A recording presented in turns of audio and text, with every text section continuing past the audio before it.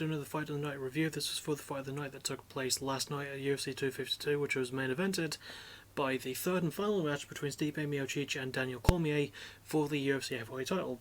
Final in a couple of ways. It was their third match, and also because Cormier retired after the fact, because Stipe won by unanimous decision. He is the heavyweight GOAT, but Cormier is also pretty great.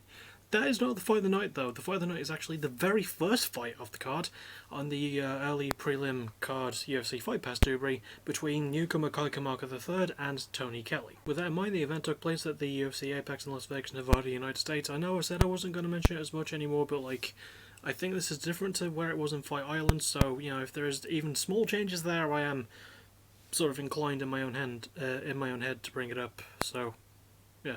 And with that, let's just go on with the fight covering. But before I actually talk about the fight, I do want to talk about a little botch at the start by Bruce Buffer. He said introducing first, then he introduced Tony Kelley, who was in the blue corner. And then after he was done introducing him, he said introducing first in the red corner.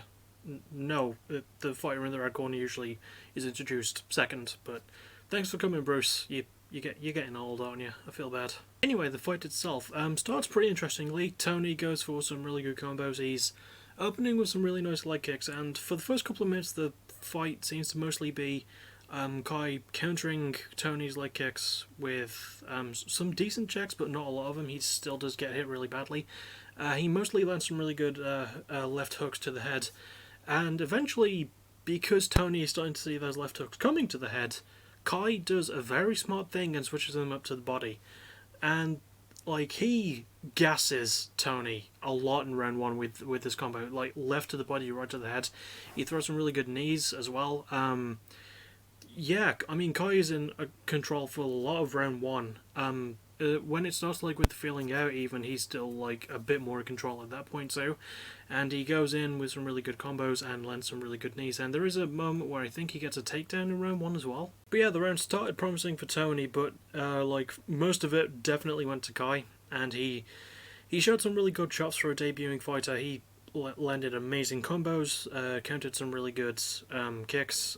Tony still landed a good few body kicks and leg kicks as well, but the main story was Kai landing a lot of shots, and I was quite surprised there were points where the fight wasn't over, because he had Tony against the cage a lot. He was throwing a lot of really good combos in the clinch, landed some really good head kicks too, which Tony seemed to stroke off. He ate a lot of good head kicks throughout this fight from Kai, and Tony was just yeah, I'm fine.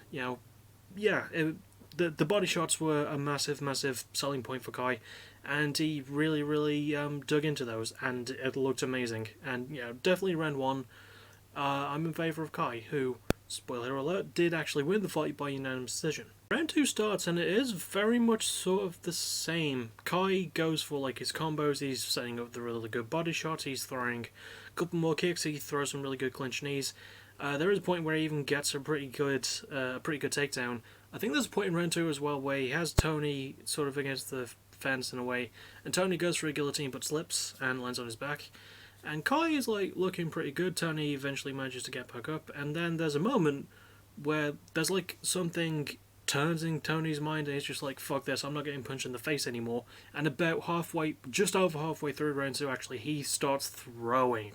And I mean throwing. He peppers Kai in the clinch, in the close boxing range with lots and lots of good shots. He slices him with elbows, doesn't cut him open, but throws a good couple that land hard. He goes for some good body knees. The body knees that Tony lands are amazing. He's really great in the title clinch. And then Kai clinches with him again, because he'd been initiating the clinch a lot throughout this fight, but this time it's a bit more out of desperation, and it adds a certain something to the fight. And it was fucking great. And yeah, Tony firmly takes control throughout the majority of round two. Well, I say the majority. He was just over halfway through the round, but damn, he started to get a lot of his mojo back. And I was worried he was quite winded after how many body shots he'd taken up until that point. Eventually, it was just I'm just going to pour it on now, throw caution to the wind, and do something. And it worked for him, I'm suffice to say. I still think round one narrowly goes to Kai, because he looked better, but when Tony switched it on, it was just like that. I'm done taking your shit, Kai.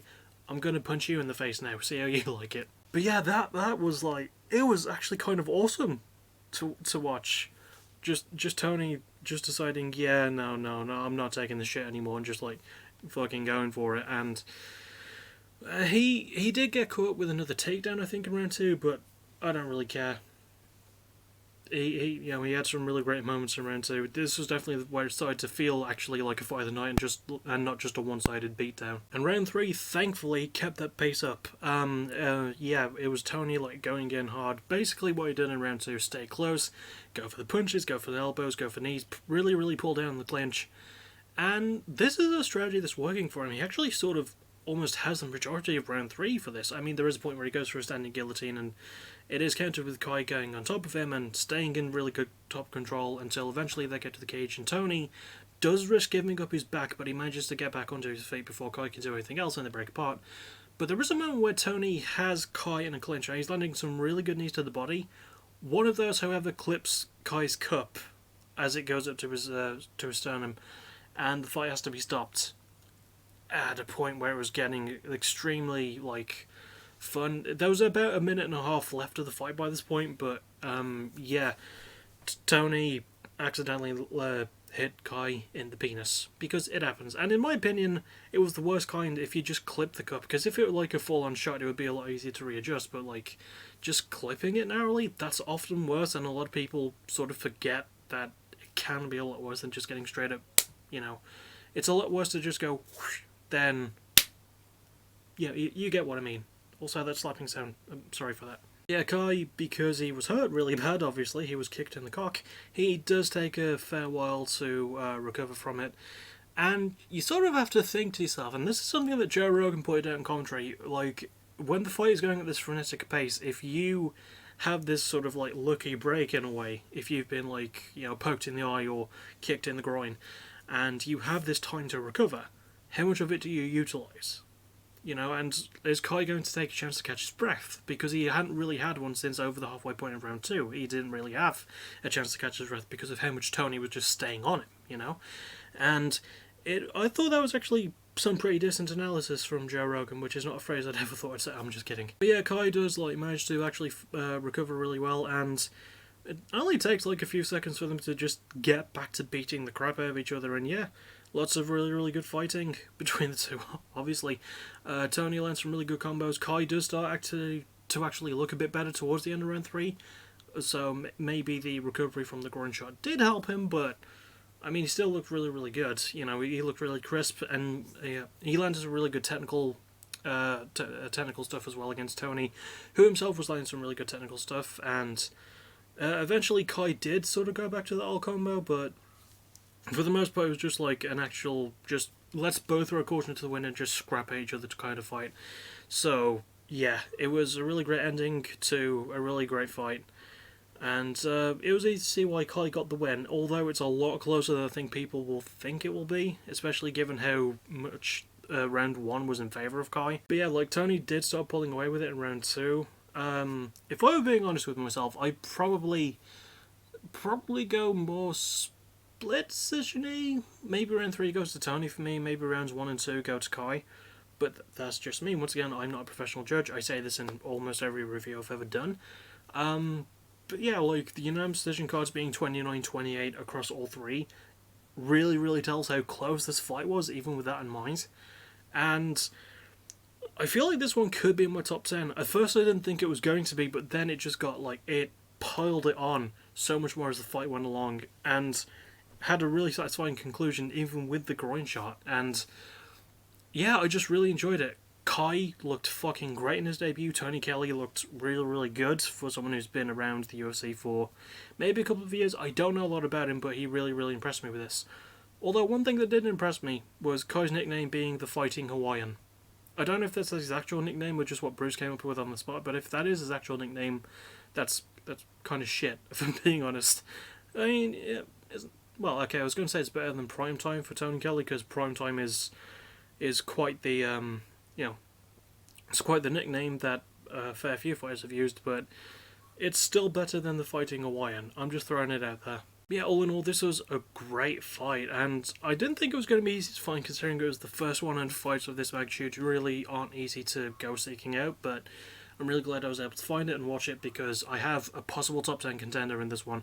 This was really good, and a great way to open on one of the biggest cards we've had of 2020. So, yeah, I mean, it was a very, very tough act to follow, as the following 10 fights would sort of like summarize, you know, if you've seen the rest of the card, unlike me, who only watches Fight of the Nights. But anyway, that'll about do it for this. I'll see you hopefully later today for some CWL.